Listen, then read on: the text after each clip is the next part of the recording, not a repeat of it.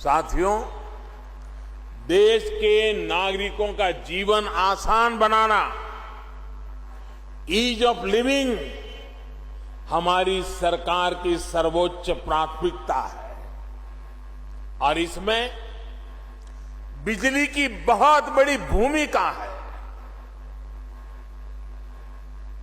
बिजली पढ़ने के लिए, बिजली घर के काम निपटाने के लिए, बिजली उद्योगों के लिए और इतना ही नहीं, अब तो बिजली मोबाइल चार्ज करने के लिए, उसके बिना कोई रह ही नहीं सकता। आप जानते हैं हमारी सरकार का ईज ऑफ लिविंग मॉडल पर्यावरण के प्रति सचेत और पर्यावरण की रक्षा करने में भी मदद कर रहा है। आज यहां जो हाइड्रो पावर प्रोजेक्ट्स का शिलान्यास और लोकार्पण हुआ है, वो भी क्लाइमेट फ्रेंडली न्यू इंडिया की तरफ देश का एक मजबूत कदम है। आज पूरा विश्व भारत की इस बात की प्रशंसा कर रहा है कि हमारा देश किस तरह पर्यावरण को बचाते हुए विकास को गति दे रहा है। सोलर पावर से लेकर हाइड्रो पावर तक, पवन ऊर्जा से लेकर ग्रीन हाइड्रोजन तक, हमारा देश रिन्यूएबल एनर्जी के हर संसाधन को पूरी तरह से इस्तेमाल करने के लिए निरंतर काम कर रहा है। मकसद यही है कि देश के नागरिकों की ऊर्जा जरूरतों को पूरा करने के साथ पर्यावरण की भी रक्षा हो और भारत अपने लक्ष्यों को किस तरह प्राप्त कर रहा है, उसका एक उदाहरण देश की बढ़ती इंस्टॉल इलेक्ट्रिसिटी कैपेसिटी भी है।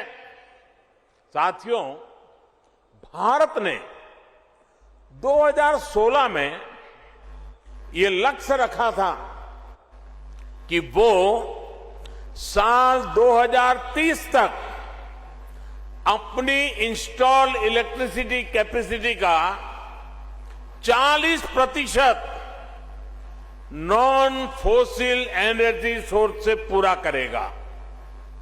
आज हर भारतीय को इसका गर्व होगा कि भारत ने अपना ये लक्ष्य इस साल नवंबर में ही प्राप्त कर लिया है।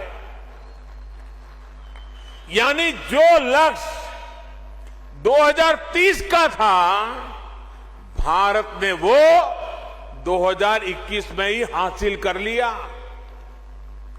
ये है आज भारत के काम करने की रफ्तार, हमारे काम करने की रफ्तार।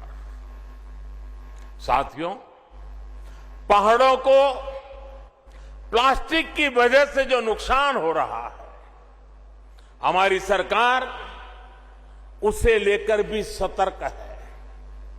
सिंगल यूज प्लास्टिक के खिलाफ देशव्यापी अभियान के साथ ही हमारी सरकार प्लास्टिक वेस्ट मैनेजमेंट पर भी काम कर रही है। प्लास्टिक कचरे को रिसाइकिल करके आज उसका इस्तेमाल सड़क बनाने में हो रहा है। आज आपसे बात करते हुए मैं हिमाचल आने वाले देश के कोने कोने से लोग यहां आते हैं। हिमाचल आने वाले सभी पर्यटकों से भी आग्रह करना चाहता हूं, हिमाचल को स्वच्छ रखने में, प्लास्टिक और अन्य कचरे से मुक्त रखने में पर्यटकों का भी दायित्व बहुत बड़ा है।